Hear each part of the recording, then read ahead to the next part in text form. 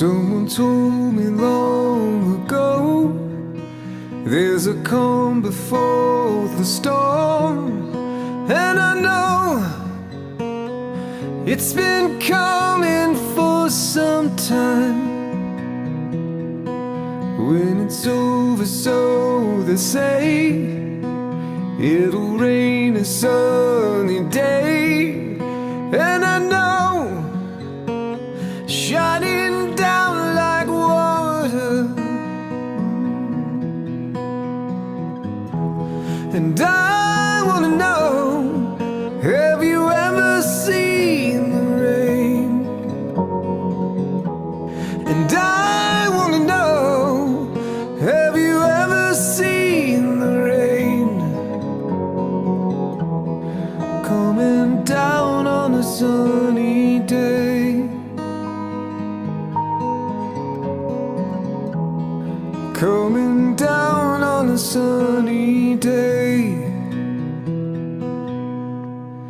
Yesterday and days before, the sun is cold, the rain is hard. And I know it's been that way for all my time,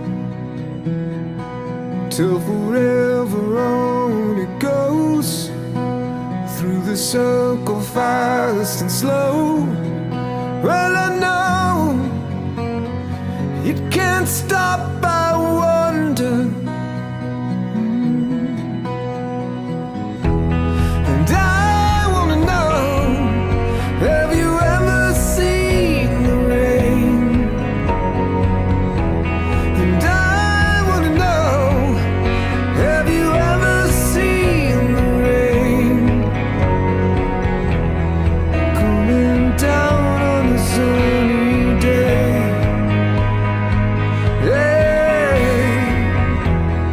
Coming down on a sunny day.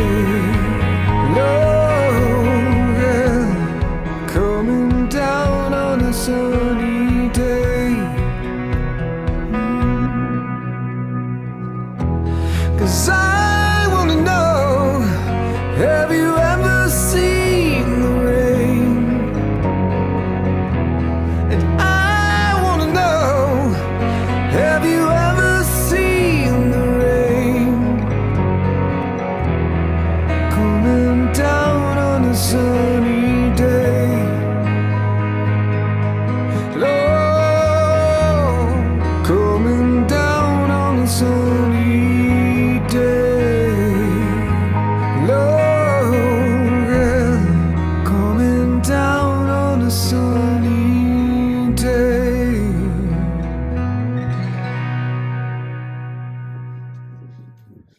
This place is absolutely stunning. The most sacred piece of ground in California. No freaking doubt.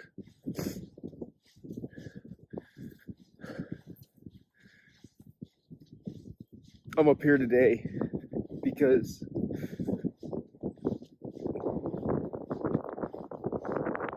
one of my buddies decided to end it.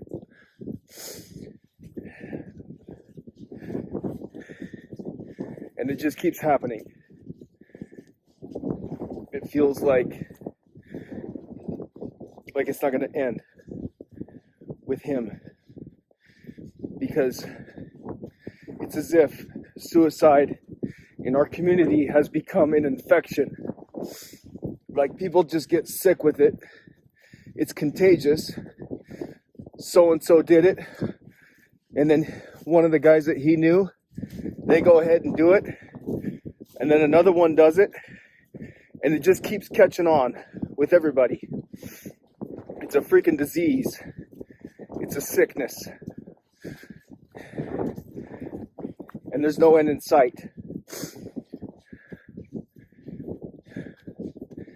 And I'm telling you that there is a way to end it. So you don't have to go down that road. And your wife and your kids don't have to say goodbye to you in a box and you be gone forever, leaving them with nothing for the rest of their days but to cry as they think of you. And I'm talking to you magnificent bastards right now. That's who I freaking care about. That's who I love. Look at this. Mitchell Winters, magnificent bastard. November 12th, 2021. That's a month ago. There's an epidemic among us, gents. And I'm going to do something about it. And I'm going to tell you maybe what you don't want to hear. And I don't freaking care if you don't want to hear it. I guess you can just turn me off if you don't. I pray that you listen. Here's the thing. With the passing of Jeremy Reynolds, all I see, for the most part on Instagram or Facebook, and hear from my brothers, is that he was taken down by his demons. He gave in to that darkness. And those are words that I hear repeatedly about PTSD and the effects of it. And I understand it completely. There are demons. There is darkness. We live in a demonic, dark world. The fight that we engaged in Iraq, 17, 18 years ago, that is affecting us today, that was a fight against demonic darkness. Absolutely. And that same demonic darkness seeks to take you down now. And what it couldn't do to you over there, it's doing to you here. It is slowly eating away at your soul. And everything looks fine and everything looks great on social media. And when you roger up with your buddies, everybody's okay. And it's Merry Christmas and Happy Birthday. And I love you, brother. And I got your 6. And you know what?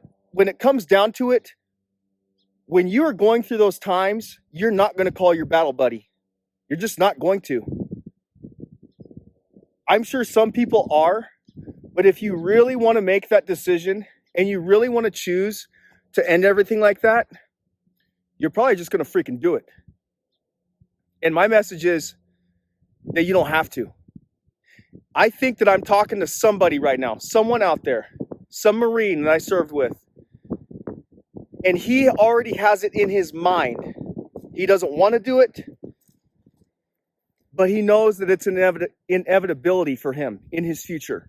That someday he will succumb to what his brothers before him have, and he will commit suicide. And he can feel it, and he knows it, and he puts it afar off in his mind, and it's something for later. Not for today, but it's in the future.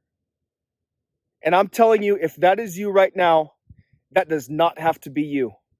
And I can promise you this. There will not be a cross in my honor on this hill as a result of me committing suicide. It's not going to happen. Now, if I die in the line of duty protecting my family, or if I get taken down by some illness, I hope there's a cross for me on this hill. But I'm not going to lose my life to those demons and that darkness. I pledge to you, I swear on my eagle globe and anchor, I swear upon my family and my God, I will not do that. Because I serve a God who defeated darkness. In him was light, and his light is the life of man. He destroys darkness. He created light. There is nothing that can overcome him. In John 1, it says that Jesus destroys darkness, and the darkness cannot overcome him. We live in a world of darkness, of fallen wickedness and evil. But it is not too great for him. Jesus said that he is the light of the world. And when he said that he's the light of the world, he opened the eyes of a blind man, a man that had been blind from birth. He healed that man. He gave him eyes to see. After an entire lifetime of being blinded and living in darkness, he brought light to that man. He forgave that man's sins. He regenerated that man's soul. He gave that man life and light. My God can call out demons. Your PTSD demons are no match for Jesus Christ. He healed a man who had a legion of demons inside of him. This man was residing out in the wilderness, butt naked. The whole town was freaked out of this guy. And it says that he had a legion inside of him. He had a freaking battalion of demonic activity living inside of his body. And Jesus called it out of him and restored that man's life. That is the power of my God. My God can raise you from the dead. He can call out your demons. He can heal your brokenheartedness. He can give life to the dead, light to the dark, healing to the possessed, forgiveness to the brokenhearted, the repentant, the one who wants him. He can give you all of those things, but you can't just dip your toe in the water and say, well, I love the cross, but I'm going to live my life my way. You must go all the way in. When you stood on those yellow footprints down at MCRD, you didn't just put your toe on it, did you? You stood full force on those footprints. You went through that 13 weeks of hell and you became a United States Marine. And then you figured out after that 13 weeks was over, you know what? That was nothing compared to the life of a Marine and going to combat and all the things that we faced together as brothers. Those 13 weeks were freaking nothing. That's the life of a Christian. I can tell you that for sure. You become a follower of Christ. You don't just dip your toe in. You don't just become a Christian and everything's wonderful. I have my struggles. I have to call upon the name of the Lord, but he's always there for me. He's never let me down. He will never let you down if you trust him. If you give everything to him, your entire soul to him, and you say, I can't do this on my own anymore, God. I just can't. And counting down the days until I decide to end it all, as so many have done before me. Do not give in to that. There is hope. There is life. There is light. We've got too much, guys. Too much to lose. We got little kids. We've got little boys that need to become men. We've got little girls that need to grow up into ladies. We've got wives back at home that love us, that have gone through this with us, that know the struggles that we face. We've got too much riding on this battle. We live in a day of battle. Every freaking day of our lives, it is a battle. And I want to tell you guys this because I love you. I absolutely love you. I am so tired of hearing the tragedies of my friends that have given in. And I'm telling you, gents, it does not have to be like that. You do not have to resort to this belief that one day you will walk down that path. Reject it. Live for Jesus Christ. He offers you healing. He offers you hope, forgiveness, a restored, regenerated life, a renewed mind, complete hope in him. And these crosses that we use to honor our fallen, we use them because we know the power of Jesus Christ overcomes death. Otherwise, these crosses matter not. Why don't we just put a stump of wood in the ground instead? No, it's a cross. It's a cross because death has lost its sting. And death has no power over us. Death has no victory over Jesus Christ. We have the victory. Listen to me, please. If what I am saying resonates with you, call upon the name of the Lord. Give your life to him. Talk to Jesus. Tell him you're done. You can't do it anymore on your own. You know what the end result is, and it's worthless. It's meaningless. He offers you himself. He will give you complete forgiveness. He will come into your life. He will make you new, and you will have hope.